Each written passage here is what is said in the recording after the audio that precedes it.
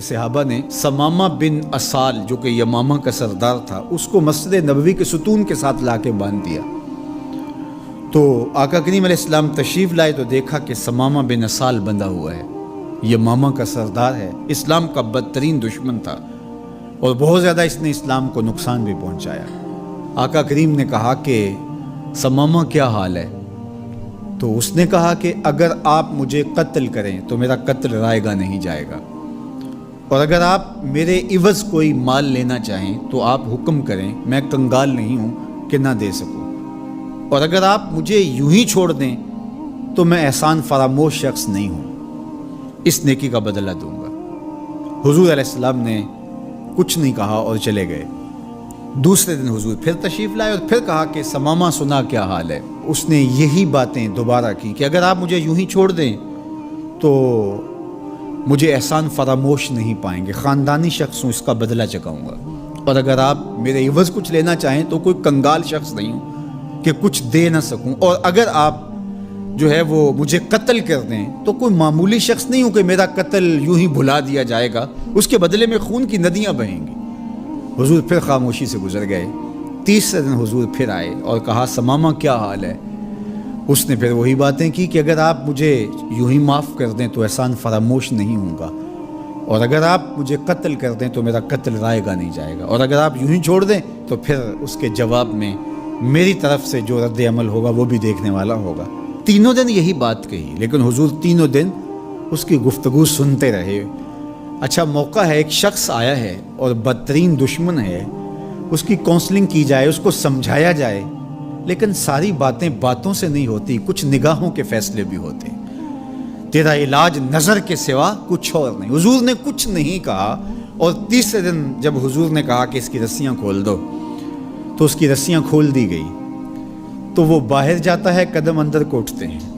حضور نے تو چھوڑ دیا، لیکن اب وہ جائے تو کہاں جائے؟ پر کاٹ کے میرے کہا صیاد نے مجھ سے، جا تجھے کشمکش دہر سے آزاد کیا۔ ہر قیدی رہائی مانگتا ہے، اور جب اس کو پروانہ ملتا ہے کہ آج تو جیل سے آزاد ہوگا تو وہ اچھلتا کودتا ہوا باہر آتا ہے اور جیل کے سوگوار ماحول کو چھوڑ کے بھاگتا ہے، لیکن جو زلف رسول کا قیدی ہوتا ہے وہ کبھی رہائی چاہتا ہی نہیں ہے۔ تمہاری زلف کے قیدی نرالی شان رکھتے ہیں، کبھی مانگا نہیں کرتے رہائی یا رسول اللہ۔ اب وہ باہر چلا گیا اور غسل کر کے پھر پلٹ آیا اور حضور علیہ السلام کے ہاتھ پہ بیعت اسلام کرتا ہے۔ اسلام لانے کے بعد اب وہ جو پہلی بات کرتا ہے وہ سنیے۔ وہ کہتا ہے حضور مجھے سب سے زیادہ اگر کوئی برا دین لگتا تھا تو وہ دین اسلام تھا، لیکن اب میری کیفیت قلب یہ ہے جتنا پیارا دین دین اسلام لگتا ہے کوئی اور دین ہے ہی نہیں، اور جتنے بھی دنیا پہ شہر موجود تھے مجھے شہر مدینہ ان میں سے معاذ اللہ اچھا نہیں لگتا تھا، لیکن اب میری کیفیت یہ ہے جنوں ویکھ کے اکھیاں ٹھر دیاں نے، جنوں ویکھ کے ٹھردا سینہ ہے، ربا تیری ساری خدائی وچوں بس اکو شہر مدینہ ہے۔ تیسری بات اس نے حضور کے چہرہ انور کے بارے میں کہی کہ پہلے آپ کے بارے میں میری رائے اچھی نہیں تھی، اور اب آپ کے چہرے کو دیکھتا ہوں تو ٹھنڈ پڑتی ہے، روح کو قرار ملتا ہے، ایسا سونا اور حسین چہرہ مجھے کائنات میں کہیں دکھائی نہیں دیتا۔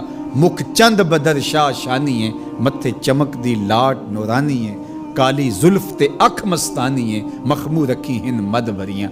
اب اسلام لانے کے بعد جو فوری تبدیلی اس نے محسوس کی اس کو بیان کیا۔ حضور کائنات میں سب سے محبوب چہرہ اگر مجھے نظر آتا ہے تو وہ آپ کا ہے۔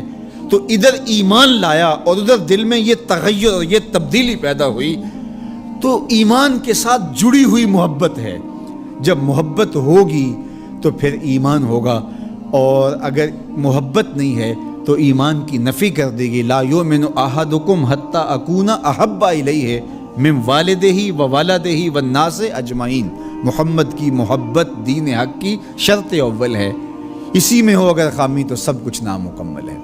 تو محبت حضور علیہ السلام کی یہ تقاضائے دین ہے، یہ منشأ ایمان۔